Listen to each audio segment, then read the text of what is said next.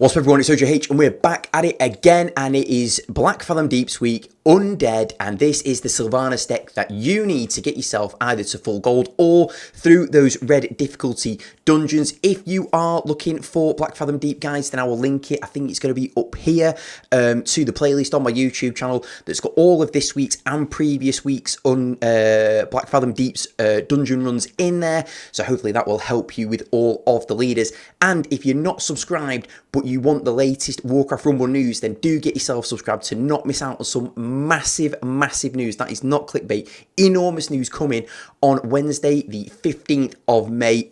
But just believe me, just trust me on that. Get yourself subscribed, be the first to hear about it here. But anyway, into this dungeon run then. So we've got Sylvanas as the leader with the piercing arrow talent. Then as our main tank unit, we've got the ghoul in there, who's just absolutely incredible for only 2 gold. Then we've got the necromancer in there, summoning skeleton mages.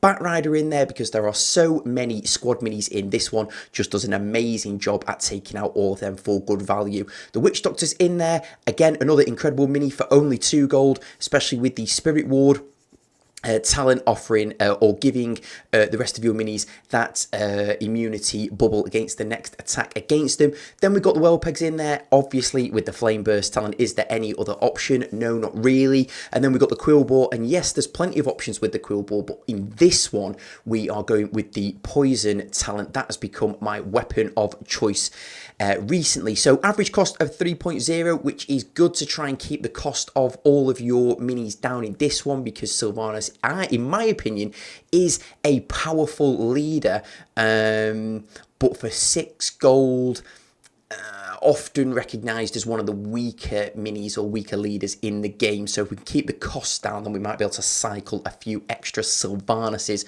onto the map. Average level 26.0, this is going to be a level 28 Blackfathom Deeps, so 2 levels below there. The relics that we get the Broodling Whistle, so playing your leader summons 2 whelps. Then we've got the Feathered Shroud, flying minis gain stealth, and finally we've got the Willful Instruction. So after deploying the leader, the next undead mini is 1 less gold, but no less than 1. That is the deck, those are the relics, this is the run. Gurgle Murgle up first, and we are pretty patient in this one. Actually, we get it done with one enormous push towards the end, but again, just bide your time. So the perfect start is to have Ojh&x to get rid of those pesky Murlocs on the bridge, but we didn't have them until 3rd in hand, so we've gone after the chest on the right. We'll also get the chest on the left in a moment. We'll just send a little kobold over there, and the aim in the game then is to get the siege tower up on the right, ignore the siege tower that's down on the left there, and then we'll get a bit of a push. We'll get a bit of a push going. Quillbore coming in to distract. Earth Elementals are a little bit annoying, and we have got our first Sylvanas down. Ojh&x going down in the optimal placements. No, they're not. I've changed my mind. Ojh&x going down to try and keep the pressure on that siege tower from regenerating itself. The optimal placement would be on the right, where those little Murlocs have spawned from. But with us having a Sylvanas on the way, bosh. Between Sylvanas and the Witch Doctor, they've got the job done, and a quillbore coming down to tank for that Prowler charge and put poison on everything there. Excuse me, and that is looking okay. That is the optimal Ojh&x placement over on the right.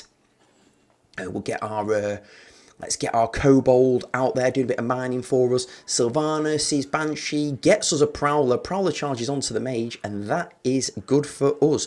So do keep listening out for the audio cues of the chests spawning near your base, because that is going to come in mega helpful. And talking of mega helpful, the Necromancer's little minis will soak Tauren charges, Prowler charges, stuff like that.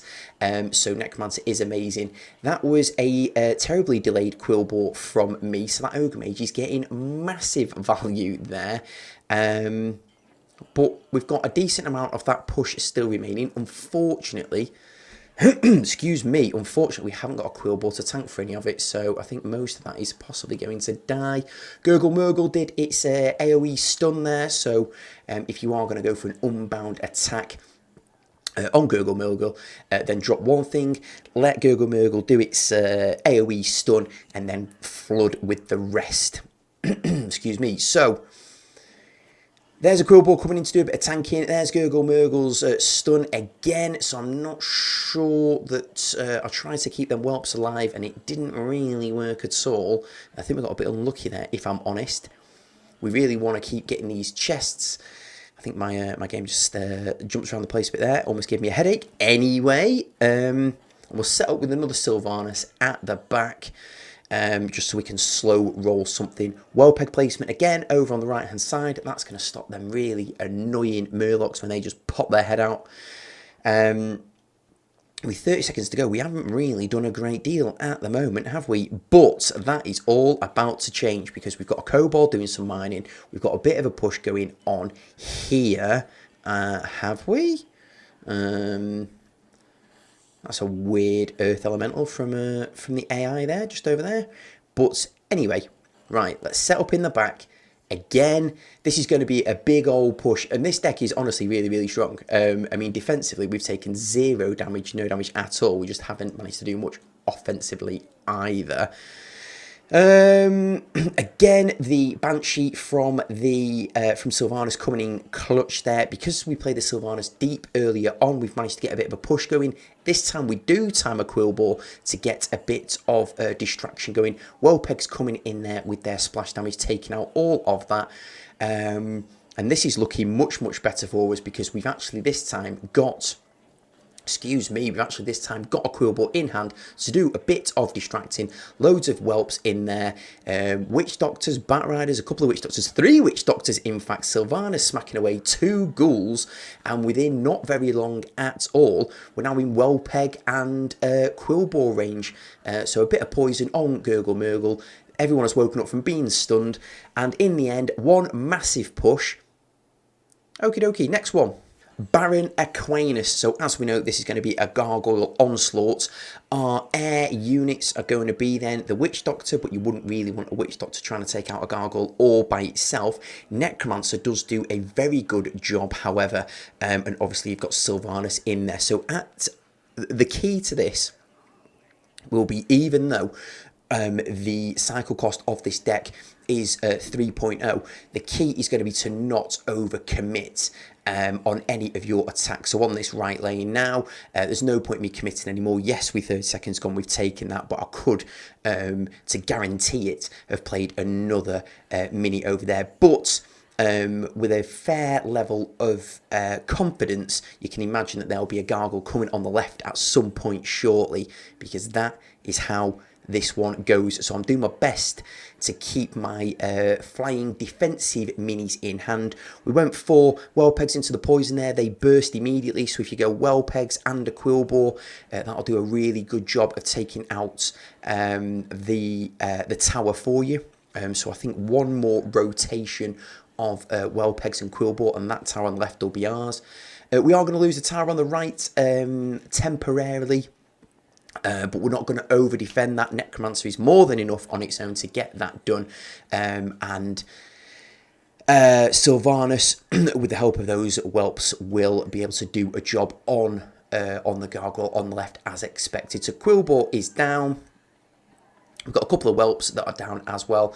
I've just played another set of whelps just to make sure we can get that tower on the left. The tower on the left is where we're going to stage all of our attacks from.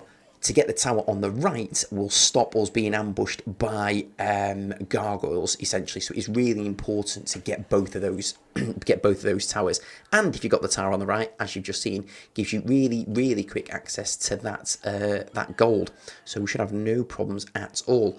If you are playing Witch Doctor, then when she kills something, she will give herself that shield, which is nice. I've got something right in my throat here. Anyway.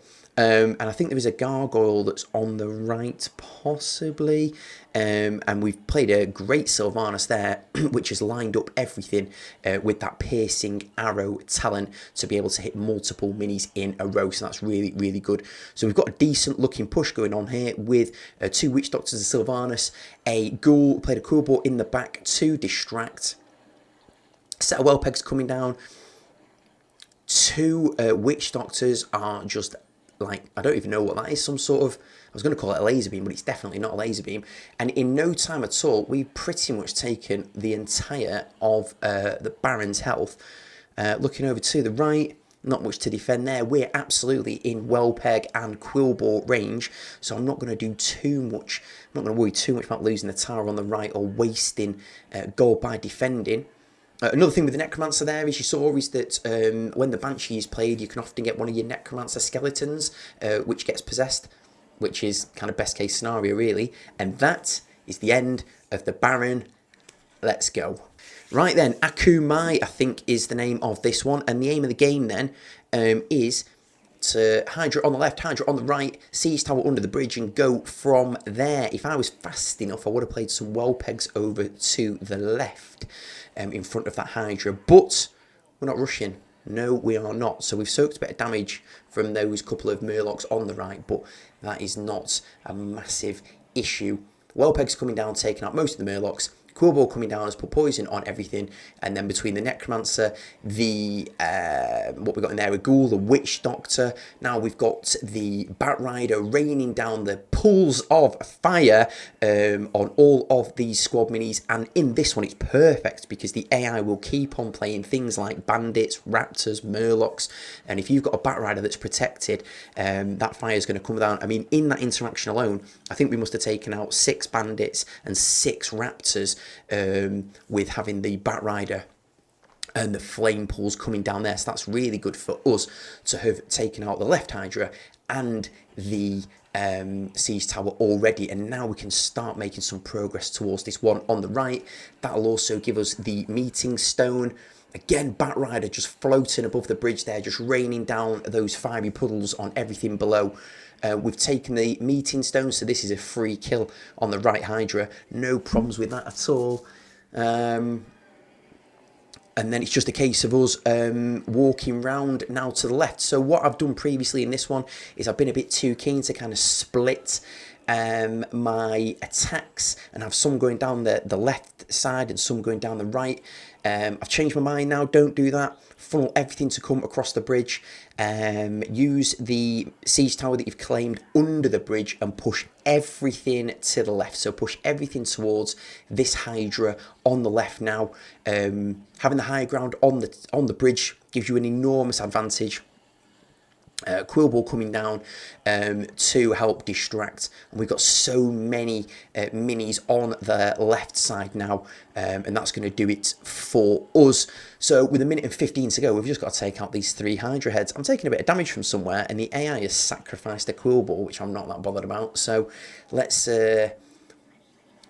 not worry about wasting gold on that. And look at the size of the push we've got. I think we've got a couple of Sylvanas in there. We've got a couple of Witch Doctors. It's all going on. I can't count all that. That first head has been absolutely smashed. See you later. Wellpeg's coming down to distract the third of the boss heads. A Bat Rider in the back just to cycle around, just so we can get a Quillbore down to tank and distract. We've got so much going on. That is the end of that with about 40 seconds to go. This deck is mega strong. A final look at the deck then. I hope this helps you. Give it a like if you're not already. Get yourself subscribed, please. Thanks for watching, and I'll see you in the next one.